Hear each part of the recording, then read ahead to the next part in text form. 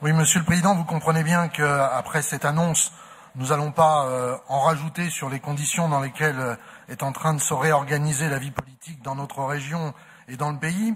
Mais nous voulons profiter de l'occasion pour vous interpeller une nouvelle fois sur les conditions d'organisation et de fonctionnement de la préparation des commissions permanentes qui, à notre avis, ne font pas honneur à notre collectivité. Plusieurs fois, nous avons évoqué en questure, et même si, je le précise, vous respectez la loi, nous ne pouvons accepter de recevoir 5753 pages de rapports de CP et 212 pages pour l'Assemblée plénière à étudier en 72 heures avant la tenue des commissions, en y ajoutant les 301 pages que nous avons reçues hier.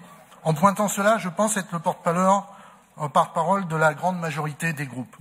Un délai plus conséquent permettrait sans nul doute à certaines commissions très lourdes, comme celle des transports et aménagement du territoire, qui se réunit 2 heures, 6 fois par an, et dont le budget représente tout de même 1,5 milliard d'euros, de pouvoir débattre de questions majeures en plus des dossiers en commission permanente. Notre groupe vous demande donc solennellement, Monsieur le Président, d'améliorer le délai de transmission des dossiers de CP aux élus et de revoir l'organisation, voire les horaires des commissions.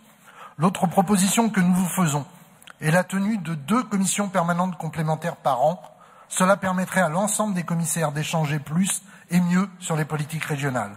Notre groupe a demandé dans cet esprit la tenue de commissions extraordinaires supplémentaires pour aborder au fond, par exemple, la convention avec la SNCF et la politique en faveur des énergies de la région. Nous n'avons à ce jour aucun retour sur ce sujet.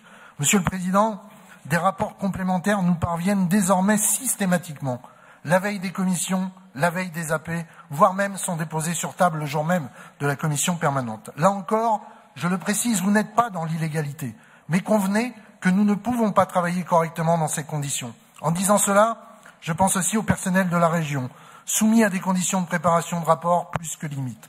Enfin, je pourrais m'étendre ici sur les conditions déplorables de la tenue de la CP depuis le début de cette mandature, qui n'est autre parfois que de l'abattage. Monsieur le Président, tout en continuant à rêver d'un destin national, regardez ce qui se passe ici et créez les conditions d'un travail réellement démocratique et respectueux des élus de l'opposition comme de la majorité d'ailleurs.